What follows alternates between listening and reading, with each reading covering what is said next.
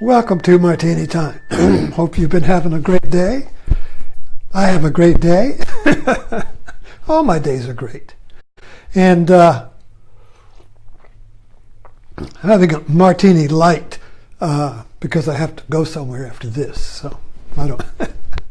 A full martini needs a little time to settle out, you know. But anyway, today I've been writing about baby boomers. There was an article this morning that I posted that was about baby boomers, what screwed up America. And I was there when the baby boomers boomed. I was teaching high school in Northern Virginia. I was in college. I was already been in 1960. Had already been in the Navy for 5 years, and so then I went to college, got a degree in English, and I was teaching school in Loudoun County there in the mid 60s, up to 69. So I was awake and aware during the 60s, and I taught the baby boomers. So some of you, I might be speaking to some kids I taught right now. So the image that came up in my mind, see what's going on now is that there's a new generation coming up called the millennials.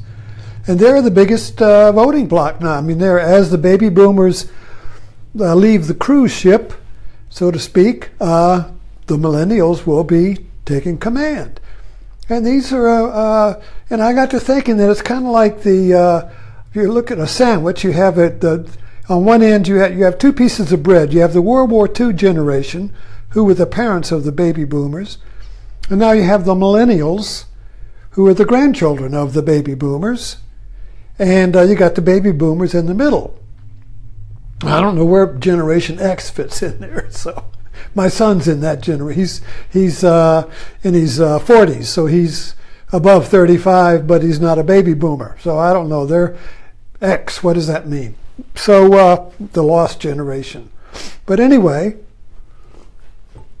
so I was writing about that. You look at this sandwich with the World War II generation and the millennials on the other, and the baby boomers in the middle.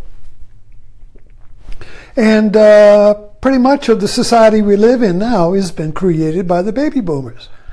And I got to thinking, this is a radical shift, between World War II generation. You think, in World War II generation, you think the 40s and the 50s.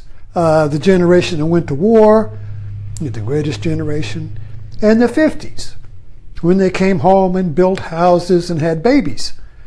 And so you think of the 50s, and then it was like two seismic plates began to rub against each other in the 60s.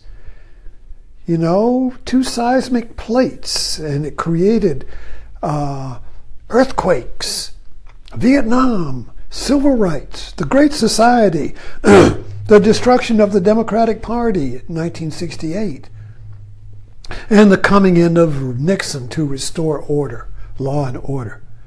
So that whole decade began with the idealism of Jack Kennedy and the descent of Nixon. And I say descent because we've been descending into mistrust of government ever since.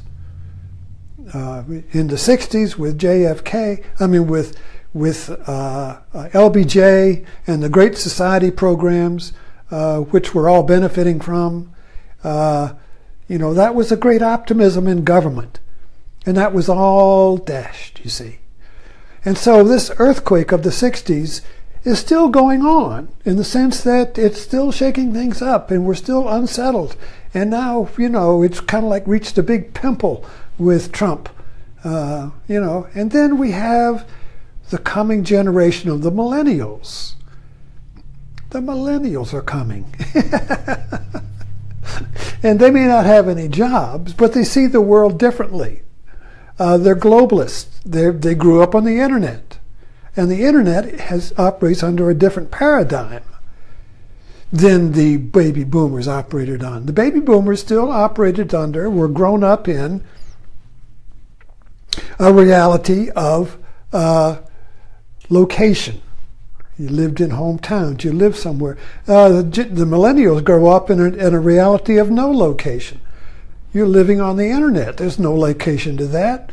Your computer is the center of the internet. It's kind of like the GPS navigator. When you're on the GPS navigator, you're the center of it. You move, the world moves around you. That's a new paradigm. The old paradigm that the baby boomers grew up in was more or less living on a flat map, an atlas map. You got to go from here to there, and the map doesn't change. But the millennial map changes. We live in a changing world, so we're constantly changing and connecting dots, you see, and that's a different kind of reality. But the baby boomers got caught, you see, in these two seismic shifts. And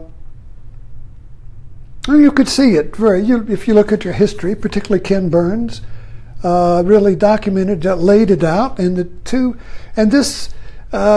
one seismic, one plate. You see, these two plates. This is what California is all about. These Sarah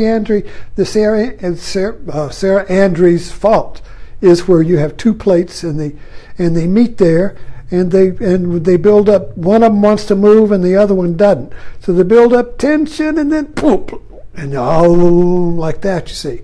And then you builds up tension and tension. Now boop, and whoa, you see. And then it relaxes for a while, then it builds up. One's moving, one's not, you see. And it builds up tension, and it holds, and then, it releases. Earthquake, you see. So that was the 60s. There was a holding, and there was a moving. So the holding, what was the holding? Well, it was the 50s. It was the worldview. And you watch Mad Men. That was the great, because the Mad Men, that documentary covered the 60s. And it started off in the end of the 50s and ended up with the beginning of the 70s. Big changes in there, big changes, you see. And the two seismic plates. So what were these two seismic plates? And I look at it more as the evolution of consciousness. Two centers. And you see this in your own. There's human consciousness has a wound in it, has an ambiguity in it that must be contained. Ambiguity has to be contained. There has to be, if you have an ambiguous reality, you have to find a way to stabilize it, or else you go into psychosis. You're into a feedback loop of mirrors reflecting each other. Wow, wow, wow, wow, wow. Where, that's terror.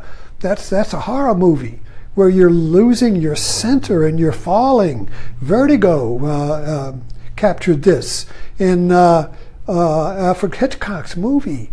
Vertigo was about losing your center. What's true? What isn't, you see? What's truth? If you can't find truth, you can't stabilize your reality. If you can't stabilize your reality, you go into vertigo. Whoa! Feedback loop. Wow, wow. Turn it off, you see. That's always threatening. That's always underneath our feet, under the thin ice of our reality, under the thin ice of our appearances, is this chasm, this abyss, this vertigo. The terror is worse than death. The terror of losing yourself, your center, you see. Maybe I'm tapping my thing here. You get the feeling for that? And I recall in Vertigo right now, because I saw it recently, and it really hit me what this movie was about, you see. It was about the modern age. It's about the modern age that has two realities. Which one is real? And that was the earthquake of the 60s. And just to map it out in plain terms, the Vietnam War was the cataclysm that created this shift. So the two views in the Vietnam War are, so one half of the country said, your country, right or wrong, there's a war, it's your duty to go. Your president, right or wrong, there's a war, duty to go. Your country, right or wrong, patriotism. Sacrifice. You don't question your country. You don't question God. You don't question Jesus. You don't question your duty. Honor duty. Do it. No questions. And the other side says, well, wait a minute. This war doesn't feel right. It doesn't feel right to me. I don't feel right with it, so I don't want to go. It's wrong because I don't feel right with it. Something's wrong. It's not sane. It's crazy. It's an apocalypse now. It's insane. Why do I want to go die in an insane war? I don't want to go. And that's patriotism. No, it's patriotism to go to war and not question it. And there you have the split. The center in me or the center in the country. And that split still goes on today. The center in me or the center as the country. My Trump, right or wrong. My Republican Party, right or wrong. Or my Democratic Party, right or wrong, you see. So we're still trying to figure out this seismic shift, you see. Only now we're into tribal consciousness, political consciousness, religious consciousness, tribal warfare. Anyway, my bell rang. So thanks for dropping in.